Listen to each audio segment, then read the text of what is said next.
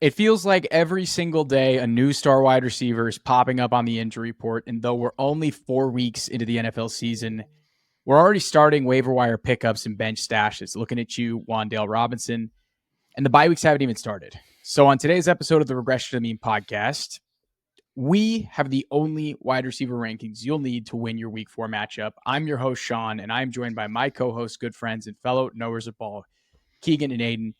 Keegan, you were watching some Skylar Thompson film today. How you feeling today, dude? Yeah, I've been so down bad about my Jalen Waddle shares that I pulled up the all 22 of Skylar Thompson versus Tua Tagovailoa tape week 1 and week 3 just to see how bad it was. And yeah, I don't know if that was a good decision or a bad decision. I think it just made me sad mostly. I mean, I think that's a good decision, man. It was fine, I guess. Like, there's just so much going on, and it's hard to look at your one of your favorite wide receivers to draft, and then all of a sudden it goes to shit because Tua is out. So, well, we'll get your thoughts on Waddle and Tyreek later in the episode. Aiden, I can't believe that guy, when he gave us constructive feedback of your camera angle, he touted your beard so respectfully. He said great lineup with the jaw or something. I was like, thanks, bro. I appreciate you. So that was nice of him. We appreciate the feedback. We're going to work on Aiden's camera angle, but we just got to work on the backdrop, ladies and gents. So, I mean, just gents, we got to work on the backdrop, boys. We're working on it. It's a work in progress over here on the Regression to the Mean channel. Boys, good to see you as always. We've already recorded a couple times this week, so feels good. Feels good to get back in the saddle. See you guys. And I'm ready to talk wide receivers. So the format for today's episode is pretty straightforward. I've ranked the top 57. That's right, 57 wide receivers, and I've broken them into 7 tiers. I'm going to take you all through each tier, and I'm going to share guys that I'm higher or lower on versus Fantasy Pros expert consensus rankings. As I go through each tier, I will stop, and Keegan and Aiden will share guys that they're either excited about or worried about in week 4. Some might even say like a love, hate, start, sit. I don't know. It's groundbreaking stuff that we're doing here on this ranking show. Don't worry if you can't see, if you're trying to follow along, read my notes, whatever it may be. The rankings are going to be in the show notes of this episode. So feel free to reference them later or even while you're watching it. But just make sure you keep that video up. And lastly, last week we unveiled a new ranking system that I labeled the RTM score. This week I tweaked it a bit to take ranks versus raw numbers. So I was just taking a look at raw numbers. Now I've kind of standardized against specific rankings, which is helpful, like their matchup rank, their implied team total rank, their fantasy points per game rank, things like that. So hopefully the score is a little bit better. I like it, but it's a little bit different this week. If you have a lower score, you are a better matchup. It's kind of counterintuitive, but that's how we're rolling it out. It's more of like your closer to baby. One. We are actually innovating a little bit here, right? Oh, we're just trying to now. Oh, that's okay. Yeah, lower scores. But I highlighted those as green. So I'm going to pull up my rankings in a second and explain how this all works, how you should follow it at home. But before we get into the wide receivers, I'm sure that some of you have discovered our channel for the first time. Maybe this is the second time you've watched this video here on YouTube. Keegan, if someone is new to this channel, what should the good people do? Right here. Look at me. Right here. You watching this video right now, sit down. Enjoy it. Put the phone on D&D. For 5 minutes, maybe 10, if you like it that much. Give us a shot. Give us your honest attention. Drop a comment if Aiden said something you love. Drop a comment if Sean posts a rank that you disagree with. Heck, if you love my take, tell us too. But most importantly, just watch a little bit. Give us a shot. If you like it, like the video. If you really like it, subscribe. If you don't like it that much, hate watch it. I don't care. But just hang out for a little bit. Give the RTM guys a shot, and maybe you'll be part of the Mean team by the time you're done watching. I love that. Again, we have wide receivers in the feed on Friday, running backs on Saturday, and we've also got some buys and sells in the feed as well that we think are relevant even into the weekend. So if you like fantasy football content, feel free to watch that in our feed. All right, guys, we're going to start things off with tier 1. I have 7 wide receivers in this tier. I couldn't get to 5 or 6. I went with 7, and I'm going to start things off here with, I think, the undisputed wide receiver 1 in fantasy football right now, and that is none other than Justin Jefferson. At wide receiver 2, I have CeeDee Lamb. Wide receiver 3, Jamar Chase. 4, Malik Nabers. 5, Rashee Rice. 6, Marvin Harrison, and 7, Amon-Ra St. Brown. We are recording this right now during the Giants and Cowboys game. So when you're watching this tomorrow, the game will already happen. But I would like to call this out that I have Malik Nabers 4 spots ahead of expert consensus ranks. He is the wide receiver 2 in fantasy points per game and the wide receiver 2 in expected fantasy points per game. He needs to be a top 5 weekly play. This guy is a superstar, ascending talent, and Daniel Jones looks fully capable of feeding him. So it's crazy how fast we got here with Malik Nabers, but he needs to be, in my opinion, in the top 5. Outside of that, I don't have many major stands. It's mostly just kind of moving things around to get Nabers in the top 5. A guy I did want to call out too, and I can't believe he's also here already in week 4 as a top 5 play, and that is none other than Rashee Rice. He is the wide receiver 3 in fantasy points per game, the wide receiver 15 in expected fantasy points per game. So if you can see here with the rankings, I've got in column G, fantasy points per game, column H, expected fantasy points per game, and then I have a column here called efficiency, which is expected versus points. And again, Rashee Rice, as you can see here, pretty damn efficient. So I'll pause here in tier 1. Keegan, anyone here speaking your language, anyone you want to call out, anyone that's tickling your fancy or maybe you're worried about? Love that the preseason fluff of Justin Jefferson not having a quarterback to support wide receiver 1 season was causing people to draft him 6 and 7. Here he is, week 4, wide receiver 1, projected. Jair Alexander the Great, Alexander McQueen, don't care. Justin Jefferson getting home again this week. I am like so happy to see him back at the top of the rankings. Rashee Rice, though, I think I need a proper capitulation. I don't know if I've told the listeners yet, but I am fully capitulating. My preseason stance was wrong. I was very of the thought that he was going to get suspended. He probably will next year, but it doesn't matter because he is dominating the fantasy football wide receiver position right now. I was taking a look at underdog pick'em slips as well today too, and just a look at what his higher, lower on yards is. And Rashee Rice currently has the 3rd highest yardage total on our favorite book, Underdog, promo code RTM. If you want to take his higher or lower, if you think he's going to go over or under 76.5 yards this weekend. But it happened quick, man. And the guy's a stud. Him and Patrick Mahomes obviously work really well together. So those are my 2 players I'll be watching this weekend in the top 7 you have here. Aiden, anyone speaking your language here in this top 7, tier 1, anyone that shouldn't be or be in it? Yeah, I think you already called out one rookie, but, Maserati Marv being in there too. What an absolute matchup he's got ahead of him. Dude, Washington secondary. I had to wipe my eyes, bro. They're giving up 45 points per game to the wide receiver position in half PPR. That's a full 8 more points than the Los Angeles Rams at number 2. It's it's this could not be a more cush matchup for him. So I'm pretty bummed I don't own him or Nabers in any redraft leagues. The board kind of didn't work its way to me. But dude, pretty nuts. They're both in here this soon. It's so sweet. Yeah, I was looking at his RTM score. One of the best on the board this week based off his usage, his production, and again, candy hot matchup here against this Washington secondary, which is so cool. Did you guys see the news about Emmanuel Forbes not playing for Monday night, and everybody was like, "Lower your ranks on T. Higgins." That's what kind of state that their DBs and coverage players are in right now. So they're terrible. Marv. Yeah, I mean, it's the best when you see Washington on the calendar. And if you have Jayden Daniels, it means he's going to have to throw the ball too because their secondary and defense is so bad. It's such a win-win right now. It's the best. It's so sick through 3 weeks. Moving on to tier 3 here, wide receivers 8 through 15. I've got Nico Collins, wide receiver 8, DK Metcalf 9, Godwin 10, Davante Adams 11, DJ Moore 12, Stefon Diggs 13, Tyreek Hill 14, and Mike Evans 15. This is the star wide receiver broken tier. We have 2 hamstrings pop up here on Thursday with Davante Adams and Nico Collins.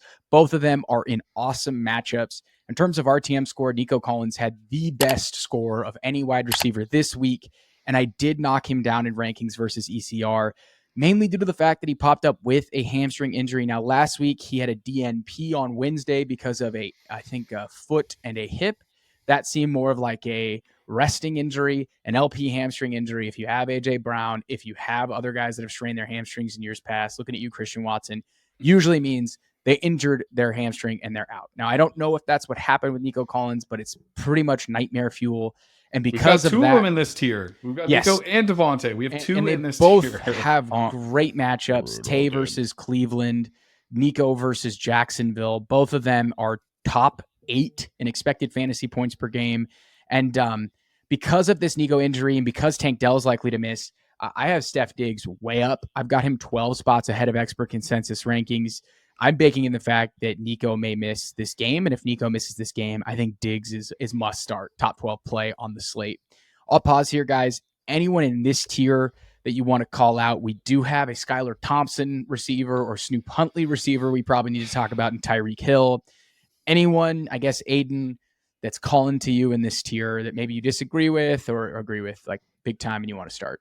Yeah, I'll put on the no bias hat and also sing the name of the game. DJ Moore, in terms of positive regression, it is on the way, brother. The role he's had, has still been pretty decent. A couple tough runouts, but we saw that passing game really get going in the second half. Going up against an LA Rams secondary, that's just absolutely putrid. Could not be worse. Awesome matchup. I think Keenan potentially returning only helps too. I don't think an explosion spot really, banks on Keenan or not. Like, it probably only helps, but him and Rome are going to get home regardless. So, really like his spot here. I think him and Caleb finally figure it out and go for, 15, 20 points. It's a great spot to go up against this sorry Rams secondary. So that's what I have here. Keenan coming back, but Rams secondary bad. So DJ Moore, good play. Keegan, not Keenan. Keenan. Who's speaking to you in this tier? You know how I said, preseason, like this is going to be a year, like straw on the camel's back for DK Metcalf. Like the load has been cleared from my camel's back of DK Metcalf. What a stud. I mean, the guy is such a baller, so close. I see in the notes here, almost back to wide receiver 1 status. I absolutely love that. Love what Ryan Grubb is doing, because I was watching the Seattle game, the Seattle-Miami game, to check out Skylar Thompson. Obviously, I was watching a lot of DK stuff too, and that passing offense is just humming right now. So I love DK here, and some hope for the Tyreek Hill, Jalen Waddle owners. Like, yes, it's been bad since Tua is out, but yes, the plays are there. The offense is there. The pass pro is a bit better, but right now, nobody's expecting him to pass. Devon Achane's getting box stacked against him, especially in that Seattle game. But I want you to know, I went and watched. The plays are there. We just need a quarterback to get the ball there. Like, there was so much over the middle of the field stuff that they like to do in Miami, that Tyreek and Waddle just like weren't getting looked at. The offensive line is an issue, but man, the plays are there. I think maybe be patient. I was thinking of Tyreek and Waddle's potential sells to get out while you can until Tua's back, but the scheme is there. The plays are there. So I'll see if Snoop Huntley or Tim Boyle can make it happen this week. No, Tim Boyle. Tim Boyle, no. Don't say that name on this. I hate Tim Boyle. Tim was better than Skylar with the constraints of the offense. Now, I know it was already a blowout by the time Snooper he bust. got in there. Snooper bust. Yeah, that's kind of where my head's at. I'm just saying the plays are there. So yeah, no, they are. Snoop has a history of feeding guys. Mark Andrews went on that kind of league-winning run, I think 3 years ago, with Snoop Huntley at quarterback, and he's been capable of hitting the ball this Pro Bowl season. Remember Snoop Huntley's Pro Bowl run that he had? That was bullshit. Yeah, in 2020, or was that 2021? I forget, but I think it was 2021. But yeah, it is an upgrade. I don't know how good he is. He's not the second coming of Joe Montana, but it may feel that way compared to Skylar Thompson. So I'm keeping the light on for Tyreek, even though the L'Jarius Sneed matchup is concerning. And there's a couple guys here just looking, again, referencing the Underdog book, like as far as like projected receiving yards. DK is a top 11 guy right now. He's actually 11th at 62.5 yards. Chris Godwin also at 62.5 yards. So good little tier here. Yeah, I definitely like it. Moving on to the third tier that I've got here. I've got a wide receiver 16 to 24. So I've got Chris Olave 16, Amari Cooper 17, Brandon Aiyuk 18, Jauan Jennings at 19, Diontae Johnson at 20, Garrett Wilson 21, Zay Flowers 22, Jameson Williams 23, and Drake London 24. I've got some stands here in ECR. I am pretty much down on most guys in this tier because I moved a lot of guys up in the previous tier, like Diggs and like Tay. But guys that I wanted to call out here, Brandon Aiyuk, He might get the Christian Gonzalez shadow coverage, even though the Patriots have been pretty friendly to fantasy wide receivers. Just not the wide receiver ones. Yeah, not the wide receiver one. But, he's getting separation. I think he's playing his way back up into shape. I'm going to be live in the building scouting this team on Sunday, so I'll let you guys know how that goes. But live on location, love that. I'm a little. Aiyuk's a good play. Like I don't. 13. I get it. He's a star, but I wanted to move Jennings up too because Jennings isn't going to get the Gonzalez shadow treatment, and Jennings was just unbelievable in week 3. So I felt like having them kind of sandwiched next to each other felt right. But Debo did practice today. Now I don't know if they're just going to get him going in a limited fashion for the rest of the week and then have him play next week. That probably makes the most sense. But keep an eye out on this receiving core if Debo does play. And then the last guy I wanted to call out in this tier is Garrett Wilson. It's just a tough matchup against Surtain, and the Jets just don't really run a ton of plays. And this just kind of feels like a ground and pound Jets game. And if Garrett Wilson catches a touchdown, great. But it's hard to get super excited and rank Garrett Wilson where his talent probably has him ranked, which, again, ECR has Garrett Wilson at 14. I think he's definitely in that talented place to be ranked 14. I just don't know if he's going to be the 14th best receiver on the slate. Obviously, you're starting him, but those are my thoughts on this tier, guys. Aiden, I'll kick it over to you. And anyone here that's catching your eye? Anyone here that you're worried about? Yeah, I think you make a good point about Garrett Wilson. This is one that we've talked about all week. The offensive pace plus Surtain this week is a bit concerning. I think at some point he's going to pop. Like, he's been open. We see the expected role. It's been pretty promising, but a little worried about that matchup. And then I like the 2 regression guys towards the top here. I think we saw signs of life with Amari Cooper. So Keegan's guy feels like we're really trending back in the right direction.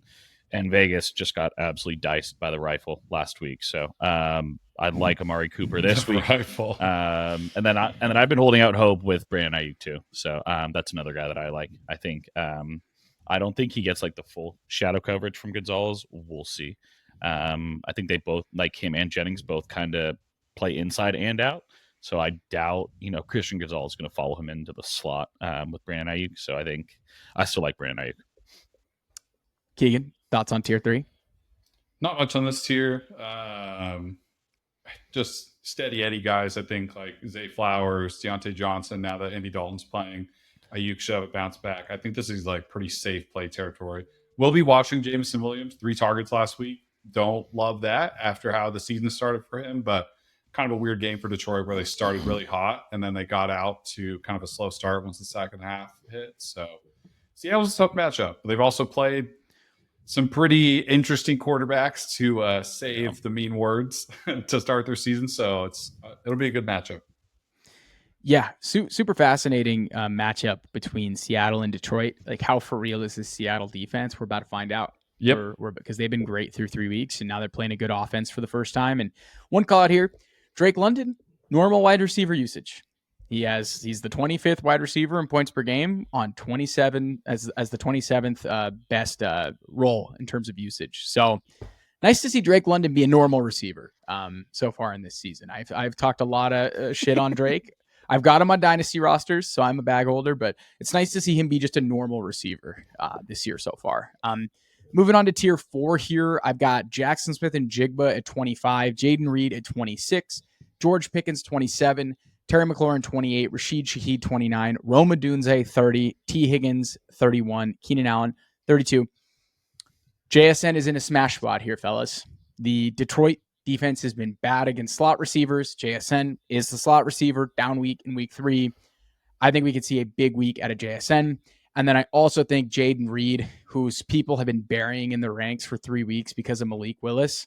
Like, I get it. Malik Willis has been whatever. Reed has been totally fine. And with Jordan Love back in place in a matchup against Minnesota where you can score on them in terms of wide receiver fantasy points, I like Jayden Reed a ton. And the last guy I want to call out is George Pickens. George Pickens, in terms of route running and separation, has been one of the best receivers in the NFL this season, but they have not really needed to throw to him because they have this weird knuckleball Arthur Smith offense.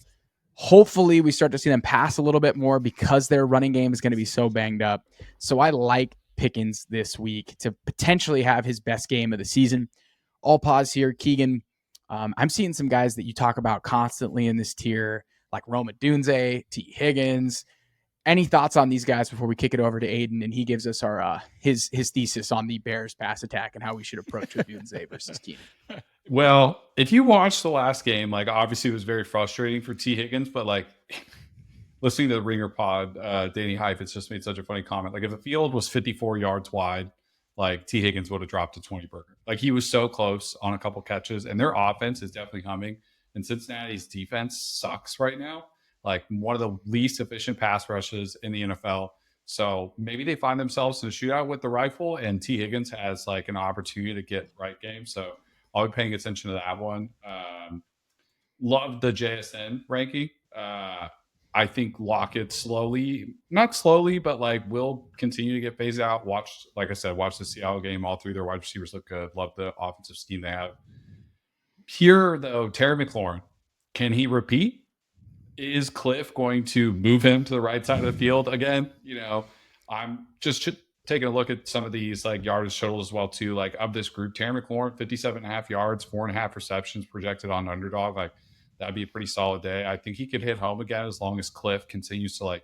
I feel like they're stripping back the parts or like stripping back the chastity belt of Jayden Daniels 1 week at a time. The chastity belt. Holy hell. They're taking one little lockout every week. So wow. Yeah, I'll be watching T closely. He's pretty he's right on the edge of getting removed out of my Twitter bio. I don't know if I could be the president of the T. Higgins fan club much longer. So yeah, you might need to resign, maybe fake a coup or something. It's time for you to make an exit. Terry and T will be watching for sure. Yeah, the RTM score loves Odunze this week, though. Out of this tier, he has the best ranking, even higher than Reed and JSN. What do we do with Odunze versus Keenan Allen this week? Because Keenan's going to play, right, Aiden? He's trending towards it. I'm going to guess so. He's logged a couple limited practices now. I don't really know how you approach the two of them, to be completely honest.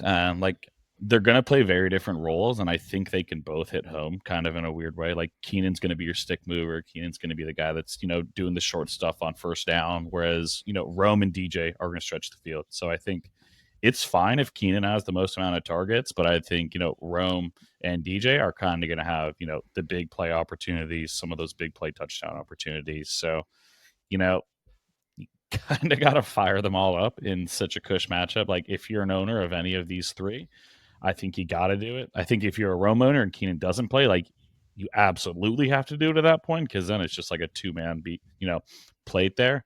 The only other guy that I wanted to flag here too, which Keegan already talked about, is JSN.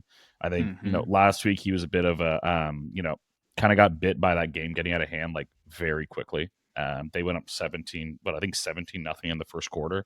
And it was like the Sharp show in the second half. Yeah, kind of sure. just leaned on Sharp. So, no, I think this could be a bit of a shootout. I don't know off the top of my head if it's in Detroit or Seattle, but I don't think it makes much of a difference given, Seattle's fine at this time of the year. So I think that one's going to be fun. I'm looking forward to him getting back to 8-10 targets again and giving us a pretty friendly PPR showing. So fun to hear.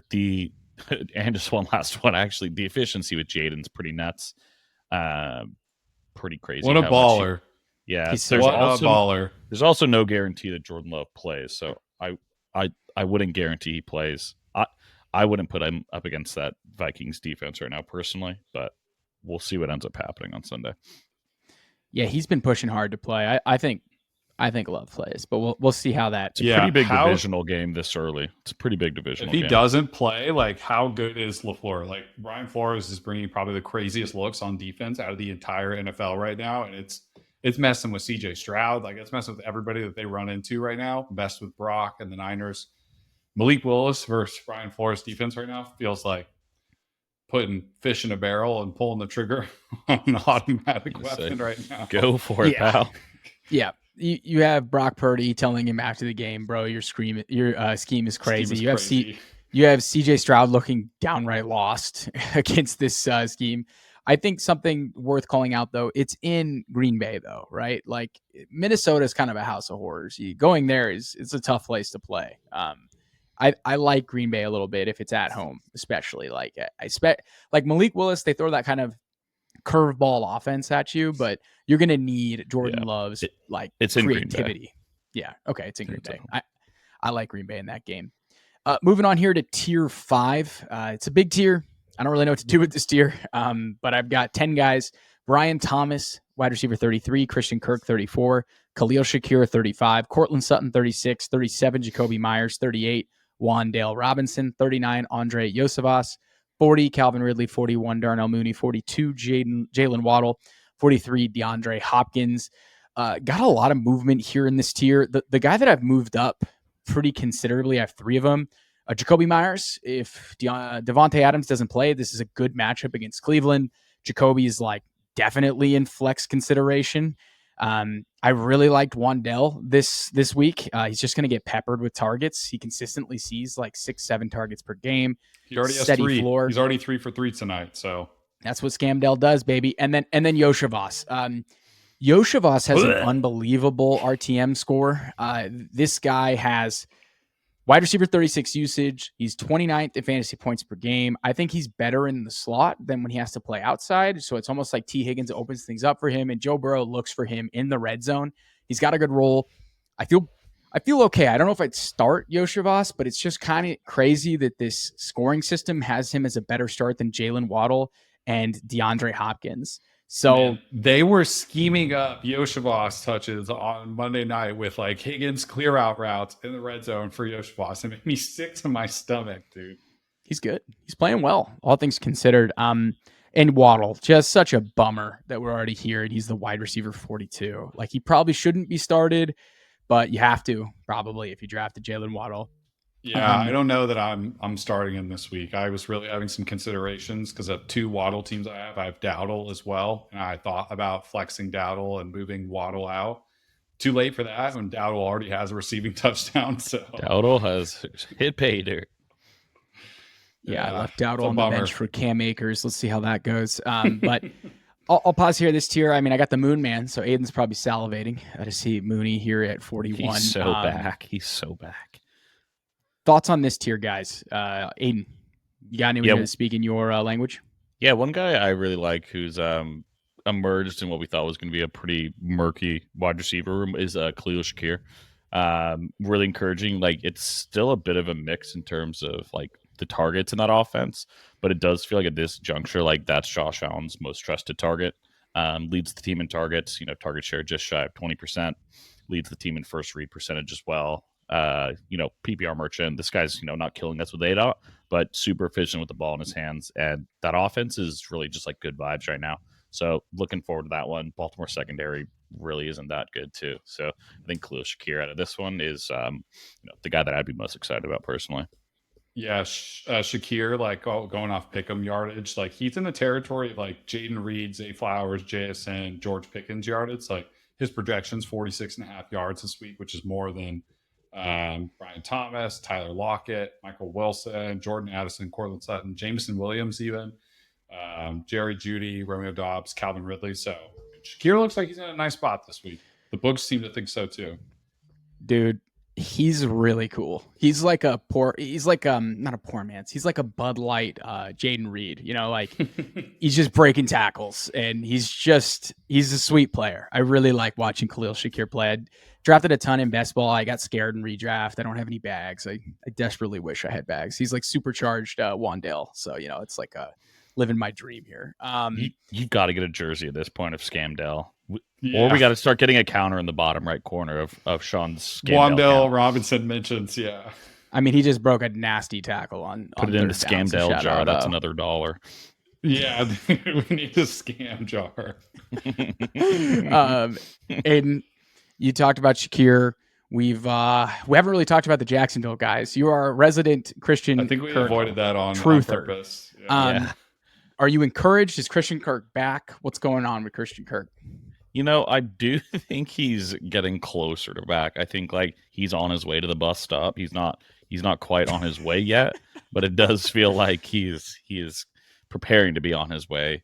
It's really hard to judge what we saw at the end of last game, given they were pretty much, down at least 21, like 24 when the Christian Kirk emergence was happening. But you at least like to see that. After what we had in weeks 1 and 2, I was pretty much hoping for anything. And I think he finished around 15, 16 points. Kind of like a 15, classic Christian Kirk game. I think he caught around 7, 8 balls, 50, 60 yards, which was encouraging. So that offense blows. I don't really know what to do, but the Houston defense has had their lunch taken 2 out of 3 weeks now. Chicago really struggled, but we saw it against Mini last week. Like, they gave up points to wide receivers, and they did also week 1 against Houston. So I do like where we're heading with this. Trevor is just so bad. So like, I want to be back in, but Trevor is regressing so poorly, what feels like every week. I don't know.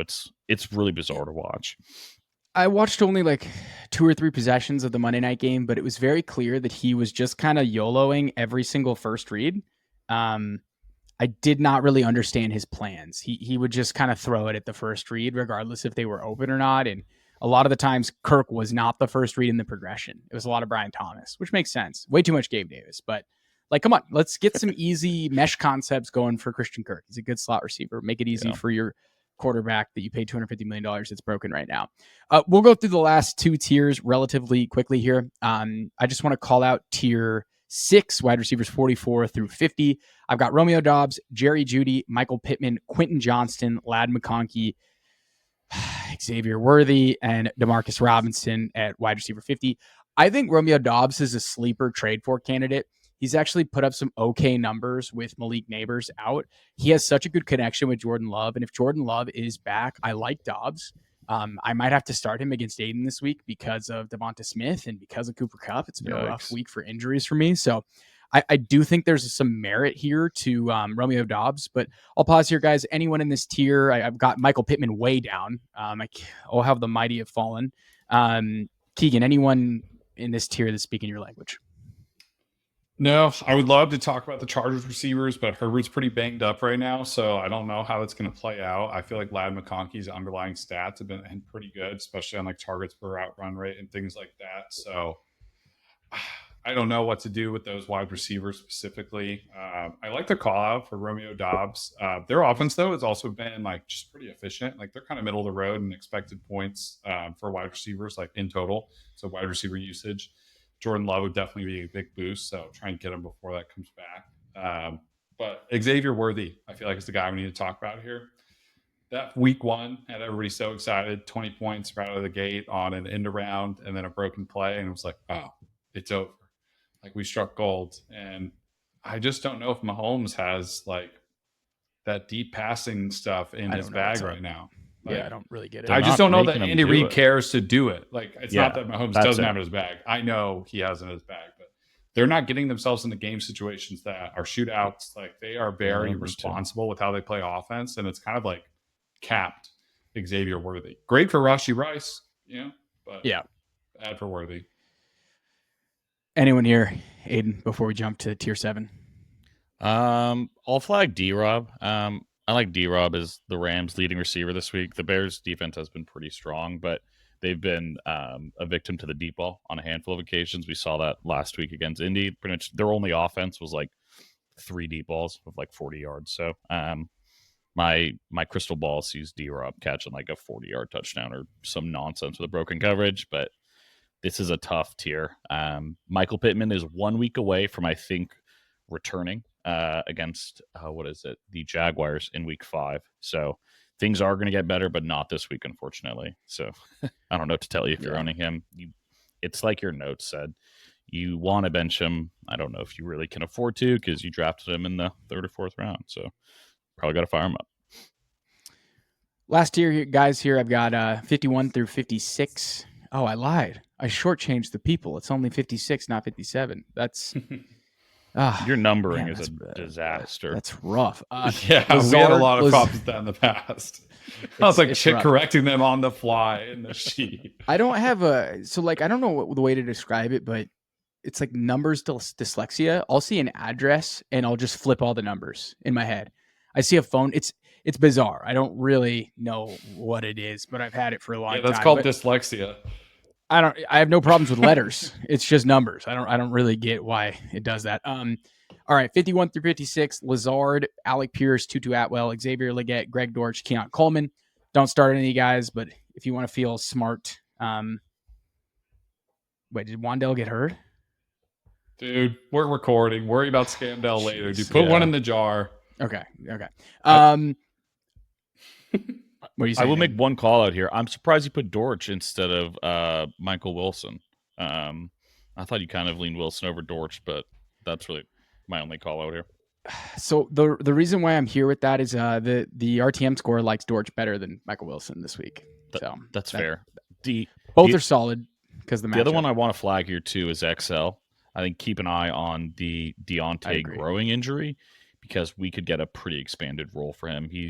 Hasn't been all that featured yet, which is fine. You know, the guy's 21, 22 years old. But if he's out, yeah, he's going to get a huge expanded role, probably to be bumped up a good, call it at least 5 or 10 spots. 2 notes in this here real quick. Aiden, I love the Michael Wilson call out. I was pulling together everybody's yardage because I've been referencing the underdog totals. Michael Wilson is in like Tyler Lockett, Brian Thomas, Christian Kirk territory on underdog right now. 43 We're going to bonus on the fly. Yeah, let's go. At least, 3.5 receptions, 43.5 yards is his kind of projected total on underdog right now. Love that for Michael Wilson. And then I just want to make a comment. How about Keon Coleman getting benched for the first quarter because he was late and then getting into the game, 1 reception, 24 yards, touchdown. Tutty. Immediately scoring a tutty. I didn't hear that. I didn't know he was late.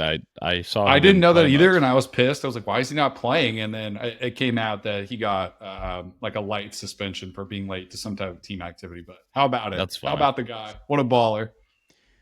Mike Wilson actually did have a higher RTM score. I cheated the man. He's in.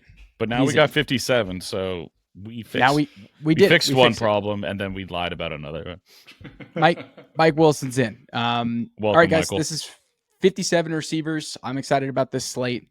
I definitely do feel very excited about watching some of these rookies, and I'm very excited to watch JSN against the Lions. I think that's going to be a ton of fun. But thank you guys for joining.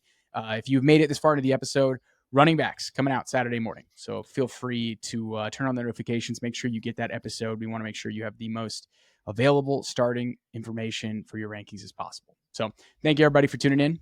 Until next time.